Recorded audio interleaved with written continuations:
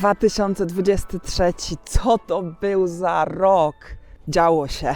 W dzisiejszym odcinku zabieram Was na spacer po szpindlerowym młynie w Czechach i opowiem Wam, jak minął mi 2023 rok. Dużo naprawdę się działo. Zapraszam serdecznie na ten odcinek.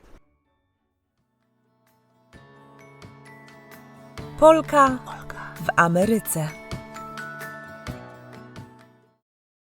Trochę pada śnieg. Zresztą w odcinku będzie odcinek stąd z naszego wyjazdu na narty na koniec 2023. Także od razu zapraszam serdecznie na ten odcinek. A ja tutaj się przejdę na spacer po górach i opowiem Wam, jak mi minął 2023, bo naprawdę to był chyba prawdopodobnie najbardziej intensywny rok w moim życiu. Tyle się po prostu działo, tyle było do załatwiania, ogarniania życiowo, prywatnie, zawodowo, z każdej strony. Akurat śnieżyca. Sorry, z dachu na mnie leci. Jeszcze taka szybka dygresja i rada od Chandlera z przyjaciół. Nie wiem, czy widać, ale nie powinno się jeść żółtego śniegu. Dobra, 2023. Opowiadam Wam. Wejdę trochę między drzewa, może będzie mniej sypać. Rok 2023 zaczął się absolutnie cudownie. Mianowicie Sylwestra spędziłam z moimi przyjaciółmi i z Joeyem w Polsce. Więc od razu już taki pozytywny pozytywny początek roku. I prosto stamtąd z Sylwestra polecieliśmy. Tu się będę trochę wspinać. To będę się zatrzymywać co chwilę, żeby Wam tu nie sapać. Pojechaliśmy zaraz po Sylwestrze do Portugalii, do Lizbony, żeby robić nasze testowanie naszego menu na ślub. Jezus, jak zajebiście. Are you excited? Yes. Tell me how excited This is you are. amazing. Bo już wszystko tam było powoli opłacane i trzeba było po prostu z kilku ofert menu sobie wybrać. Świetnie się wbawiliśmy wtedy. Popiliśmy sobie winko, pojedliśmy doskonałe portugalskie jedzenie, wybraliśmy w końcu ośmiornicę i risotto jako nasze takie główne potrawy. I chyba była jakaś wołowinka, już teraz nie pamiętam, jakieś mięsko jeszcze było. Też wszystko bardzo dobre.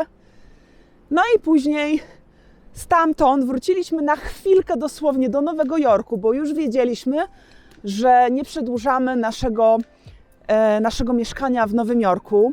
Umowa na mieszkanie kończyła nam się w Nowym Jorku z końcem marca, a my już wtedy w styczniu wiedzieliśmy, że nie będziemy jej przedłużać. Więc zaraz po powrocie z Polski, później z Lizbony, na chwilę do Nowego Jorku, tylko po to, żeby zaraz wylatywać do Hollywood na Florydzie. I początkowo był taki zamysł, że tam po prostu wynajmujemy hotel, a jeździmy sobie Uberami po tej okolicy, po Florydzie i szukamy sobie mieszkania. Nie wiem, czemu nie wynajęliśmy auta, teraz się zastanawiam. Chyba Uberami się poruszaliśmy, nie wiem, czemu nie wynajęliśmy sobie auta na ten tydzień. W każdym razie siedzieliśmy i zobaczyliśmy. Joey widział kilkanaście, ja kilka mieszkań, bo on przyjechał trochę przede mną i później pokazał mi dwa takie, które podobały mu się, że mógłby tam mieszkać, to z kolei mi się nie podobały.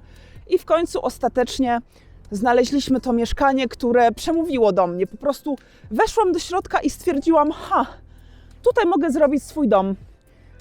Tutaj mogę fajnie zagospodarować tą przestrzeń, tutaj widzę siebie siedzącą na przykład na moim balkoniku na kawie rano i te po prostu takie proste aspekty, że faktycznie siebie tutaj widzę w tym miejscu, sprawiły, że wybraliśmy to mieszkanie. Poza tym było bardzo duże jak na tą cenę, której szukaliśmy, a zresztą i szukanie mieszkania jak i to, jak się urządziliśmy. Są o tym odcinki, także jak chcecie już sobie takie detale zobaczyć, to będę Was tam po prostu odsyłać. No dobra, to styczeń mamy odhaczony, lecimy do lutego. W lutym oficjalnie i faktycznie wzięliśmy ślub z Joeyem, a konkretnie 14 lutego. I o dziwo moglibyście sobie pomyśleć, a to tacy romantyczni tutaj, niby walentynki, a tak naprawdę 14 lutego to są urodziny Joeya.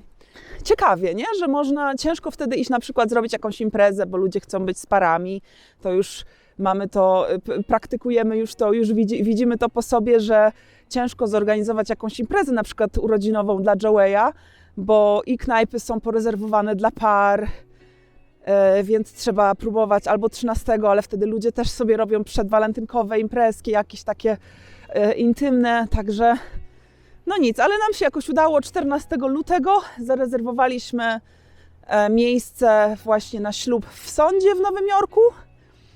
Moja przyjaciółka była naszą świadkową, po czym poszliśmy sobie do restauracji, gdzie właśnie wszędzie były wystroje takie walentynkowe, a my mieliśmy kolację naszą taką ślubną.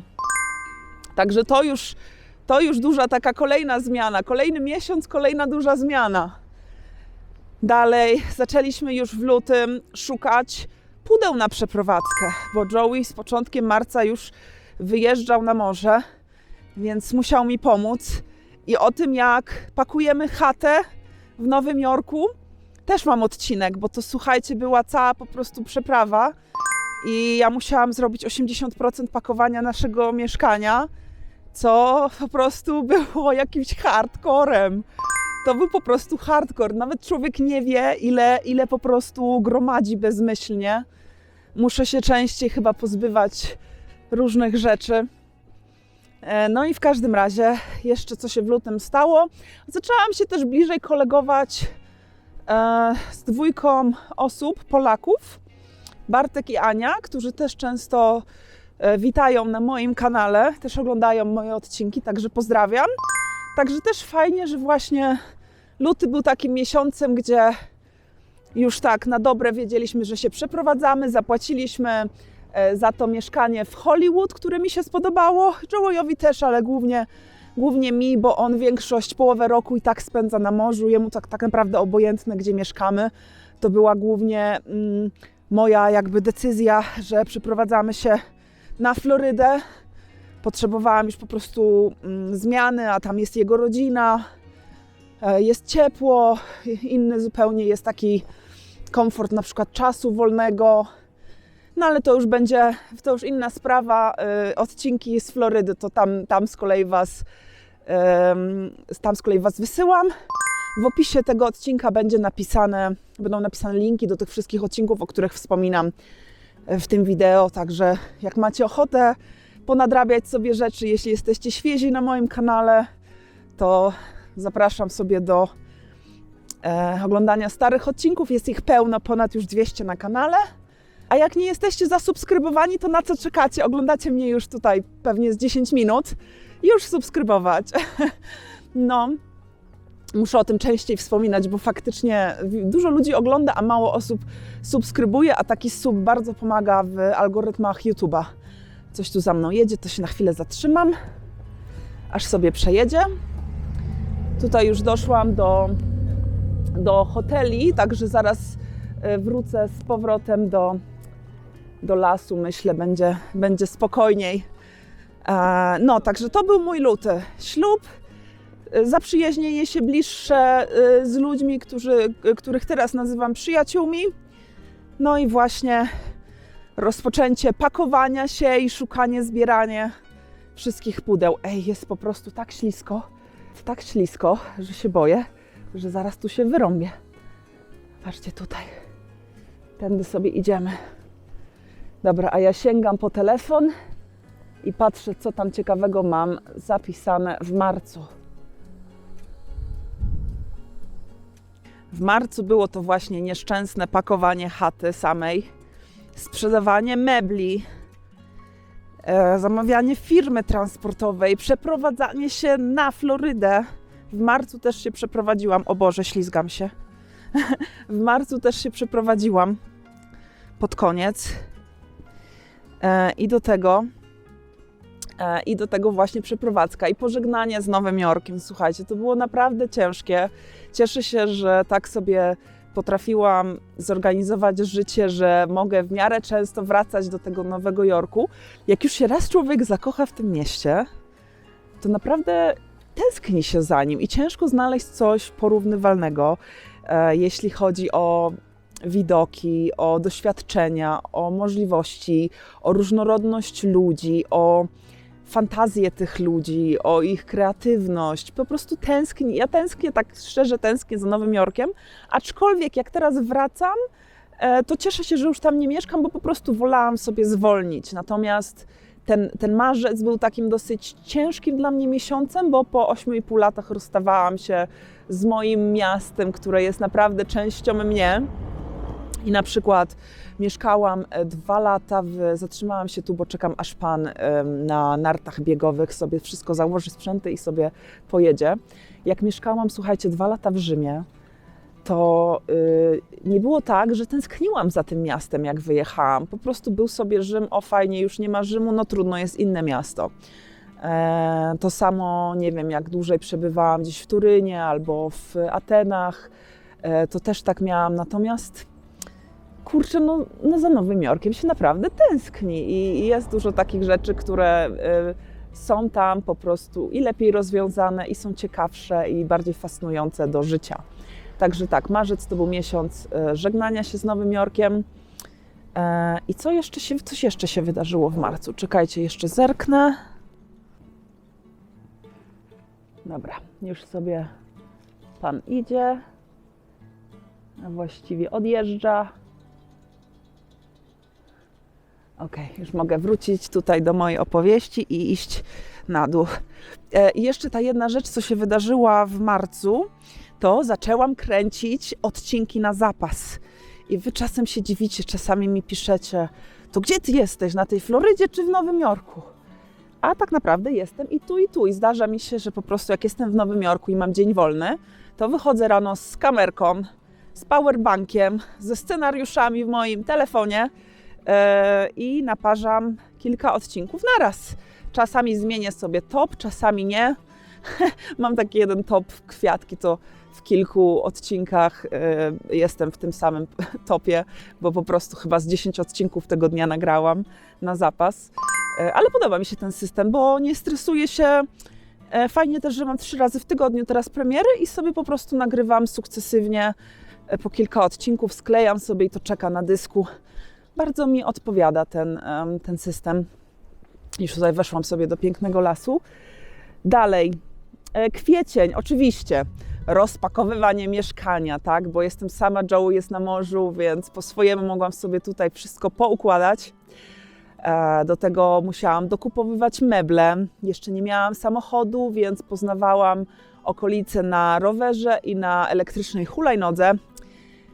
Do tego zaczęłam właśnie poznawać sobie okolice, rozglądać się, gdzie mogę pójść na kawę, gdzie mogę coś zjeść, jaki jest sklep, jak tutaj się wszystko organizuje jakby na miejscu, gdzie sobie internet załatwić i takie tam, prawda?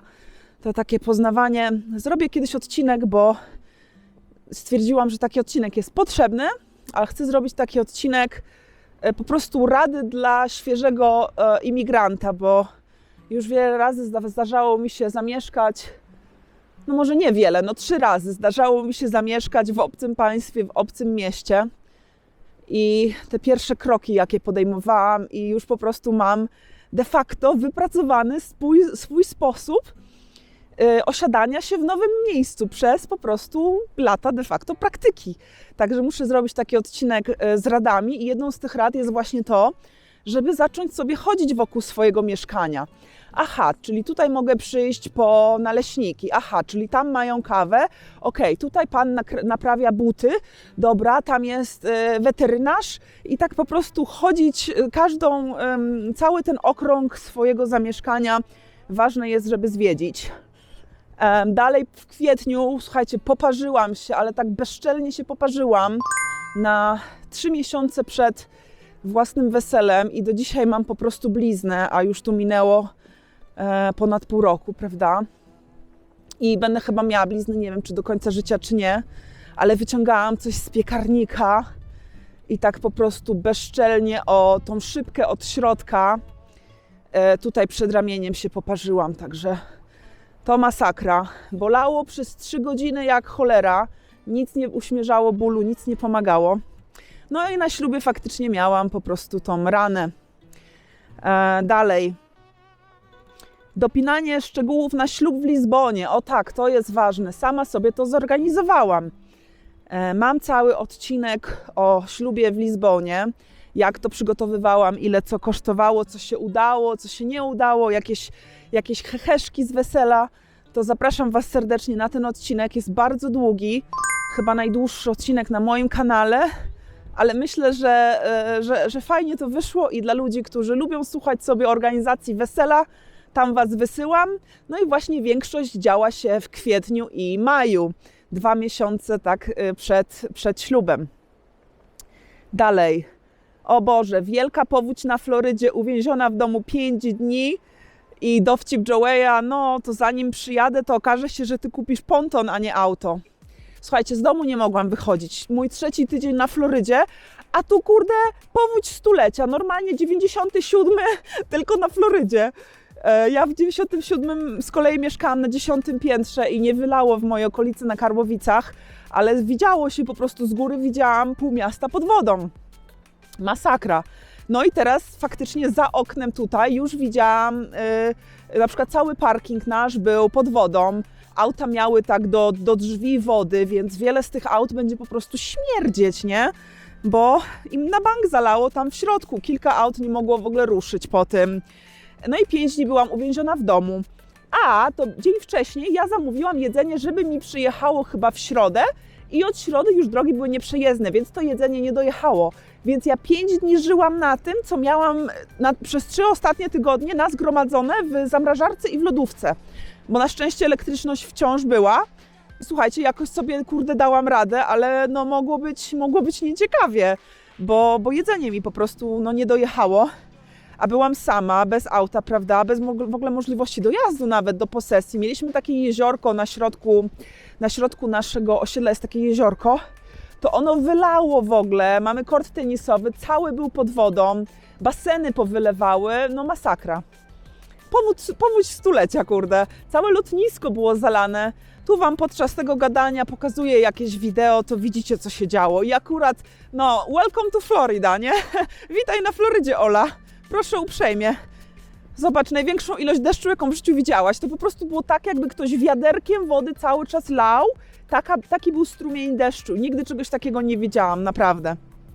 No i też pod koniec kwietnia na majówkę miałam wylot do Nowego Jorku. Pierwszy wylot nie mieszkając już w Nowym Jorku, to był mój pierwszy wyjazd tam. I w związku z tym założyłam firmę, także oficjalnie mam firmę, nazwałam ją Polka w Ameryce po prostu, bo taka jestem, tak? Chcę jakoś z tego YouTube'a zarabiam, jacyś sponsorzy teraz zaczynają przychodzić, planuję wyjazdy do Nowego Jorku, oprowadzam, uczę angielskiego, teraz będziemy e-booki sprzedawać z Anią, także no dzieje i potrzebowałam po prostu firmy. No i fajnie, że założyłam sobie ją na Florydzie, bo taki jest nowy start w nowym stanie z własną firmą. Także spełniłam jakieś tam swoje marzenie, bo powiem Wam, że od wielu lat dążyłam do tego, żeby nie pracować dla nikogo, tylko dla siebie. Dlatego też Gig to Gig Economy, żeby móc znaleźć swoją ścieżkę. No i póki co jestem zadowolona z tej ścieżki, bo pozwala mi właśnie podróżować. Koniec kwietnia, podróż do Nowego Jorku. I co tam się dzieje w tym Nowym Jorku? A w maju miałam tych klientów, tam ich oprowadzałam po Nowym Jorku, prawda? I w maju też zrobiłam taki myk, że założyłam sobie tą aplikację do poznawania znajomych, bo stwierdziłam, że chcę już kogoś poznać na Florydzie, że brakuje mi ludzi, bo jednak to kolejna będzie rada dla emigranta, że jednak trochę brakuje tych znajomych, jak jesteś na emigracji.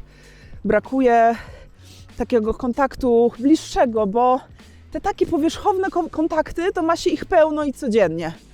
Ma się pełno powierzchownych znajomych za granicą, ale to nie w tym sęk.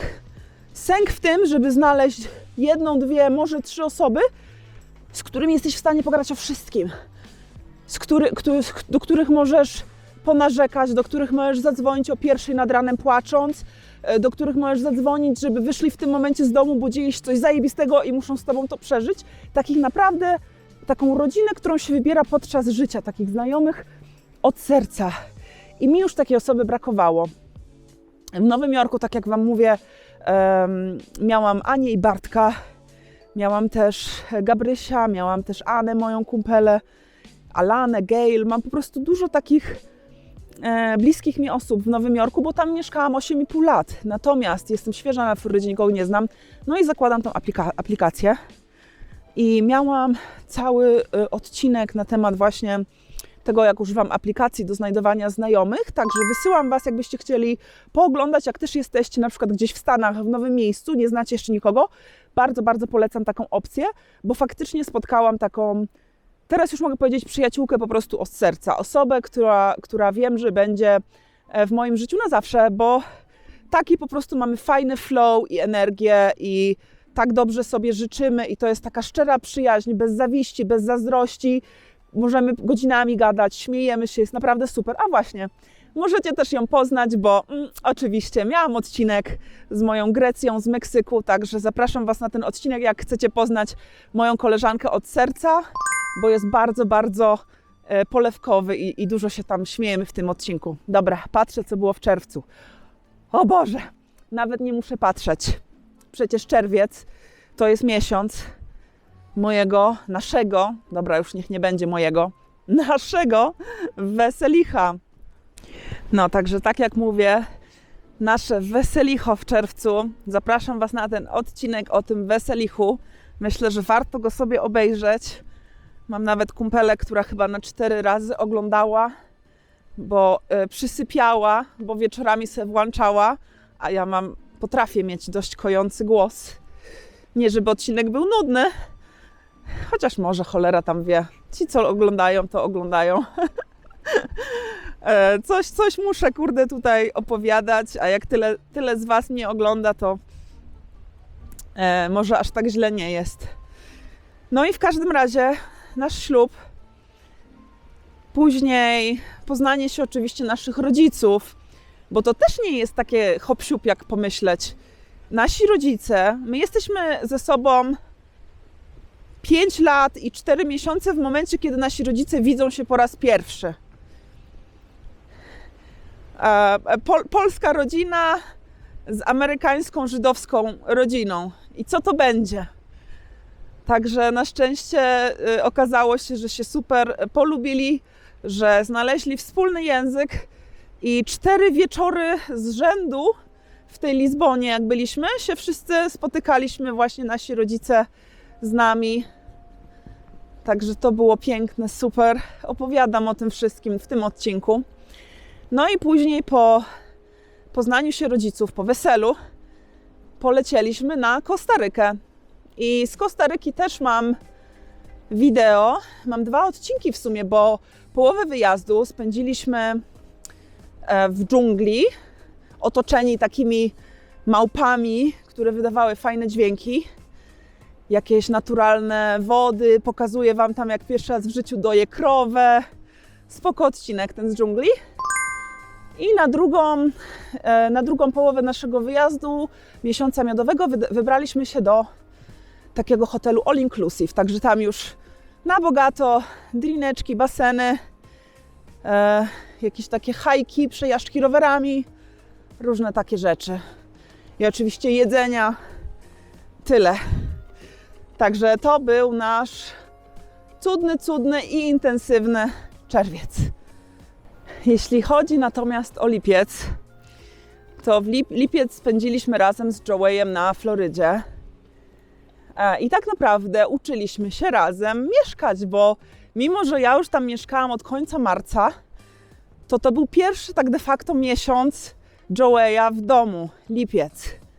I nauczyliśmy się jakby razem egzystować w tej przestrzeni, tak? Bo to jest też kwestia wyuczenia się, nauczenia się, jakie będą hobby twojego partnera w tym miejscu, jak będzie chciał rano, nie wiem, jeść śniadanie, co będzie wolał robić wieczorem, jak często i gdzie będziemy wychodzić. To jest wszystko po prostu kwestia nauczenia się, prawda, o sobie nawzajem w nowym miejscu. I znaleźliśmy fajne w sumie wspólne hobby, bo zaczęliśmy kajakować sobie. Zresztą też odcinek o kajakach na moim kanale też jest, serdecznie zapraszam. Ja tu wszystko po prostu będzie tak, opis odcinka. Ola opowiada o swoim 2023 roku i 30 linków do różnych odcinków, o których wspominam w tym odcinku. No, zdarza się. No i w lipcu też cały miesiąc spędziłam na pisaniu e-booka. Wyszło nam prawie 300 stron, także jest to kolos, z którego jestem bardzo dumna i zadowolona. To też proszę tutaj mnie obserwować po więcej detali. Dalej w lipcu, 1 lipca, słuchajcie. 1 lipca miałam nieszczęsny wypadek samochodowy nówką auta z salonu, które miało bodajże 11 godzin, czy 13 godzin, jakoś tak. I miało 20 parę mil na liczniku. No przykre strasznie, bo cały tył skasowany, wszystko poszło do naprawy i do roboty, także mamy auto już powypadkowe, niby z salonu, a powypadkowe. I jak chcecie całą historię posłuchać, jak to się wydarzyło, czyja wina, co się stało, to wpadajcie też na ten odcinek z kolei. Zaczęło trochę bardziej padać tym śniegiem, ale mam nadzieję, że jeszcze kamerka wytrzyma, bo jeszcze kilka miesięcy mi zostało. Dobra, już szybciej, przyspieszę.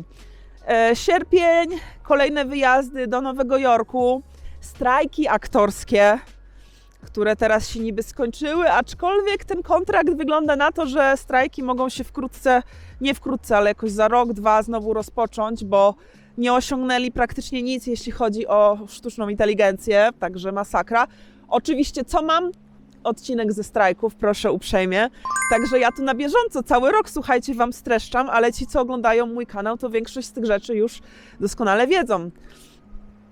Sierpień, co we wrześniu? We wrześniu bracia Joeya zorganizowali nam ślub u siebie na chacie dla osób, które nie były w stanie przylecieć i łącznie z nimi, spoiler alert, jak jeszcze nie widzieliście odcinka o ślubie, bracia Joeya nie dolecieli, 2 loty pod rząd były odwołane, więc zrobili nam po prostu imprezę u siebie.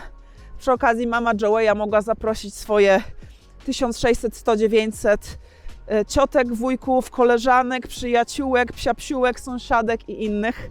Wiadomo jak to mamy, okazuje się, zwłaszcza żydowskie mamy.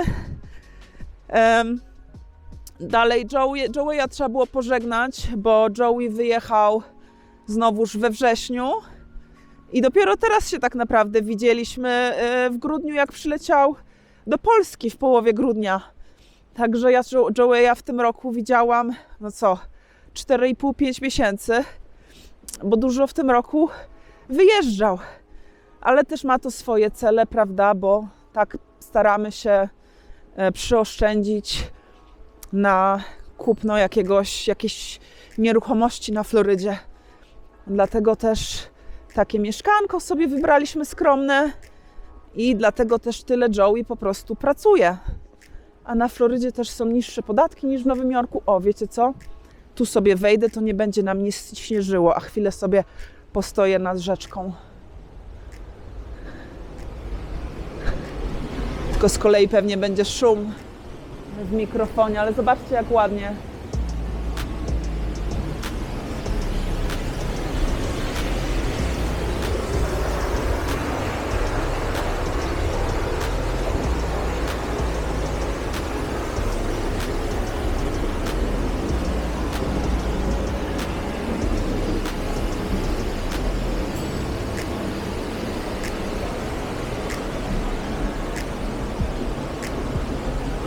Chyba jednak stąd idę, bo faktycznie trochę szumi.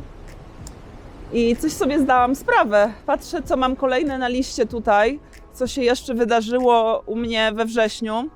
Słuchajcie, we wrześniu pobiłam swój personalny sukces, jeśli chodzi o...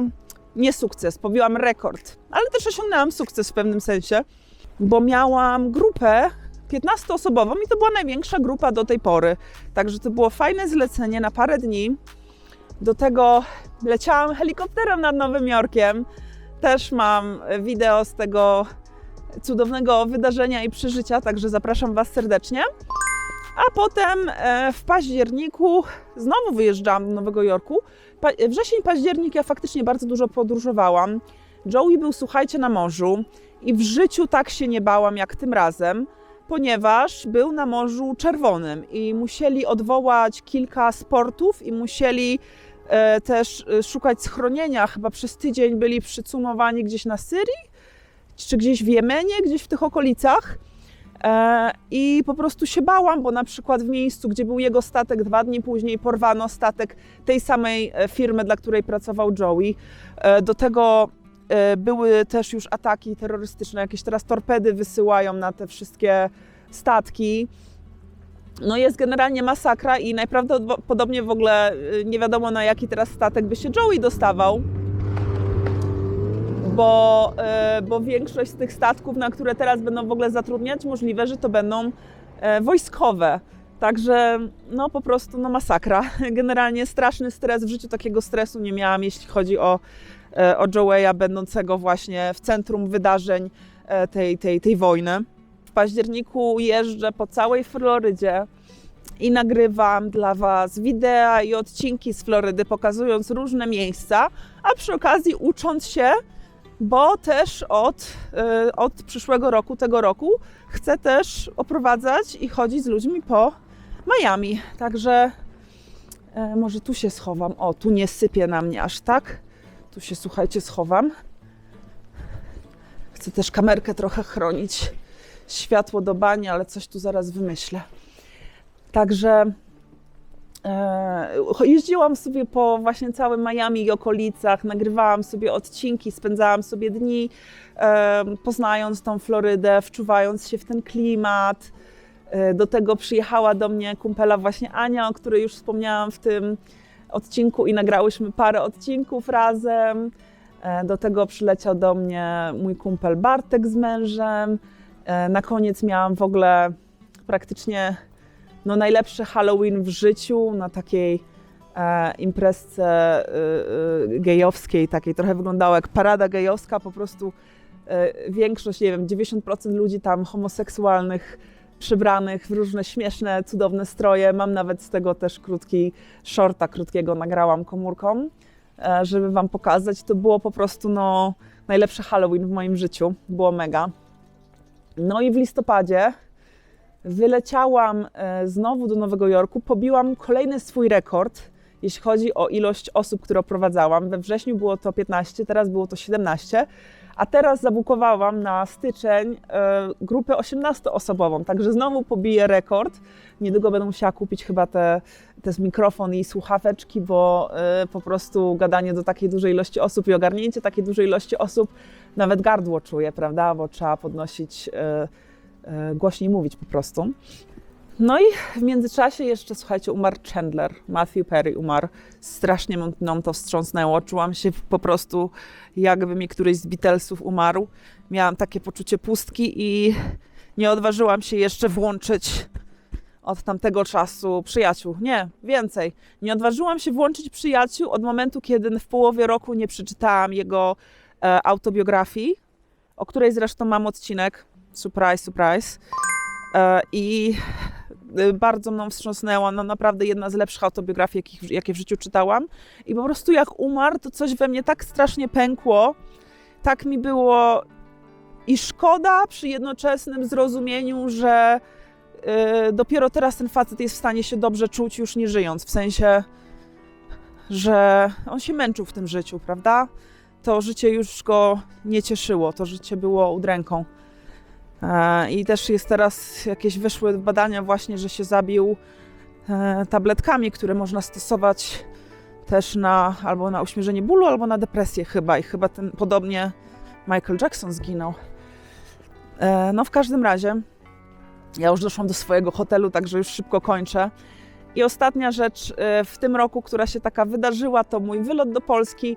W Polsce spędziłam najdłużej od momentu wyprowadzki z Polski w 2014, czyli od 10 lat, praktycznie najdłuższy okres teraz czasu spędziłam w Polsce.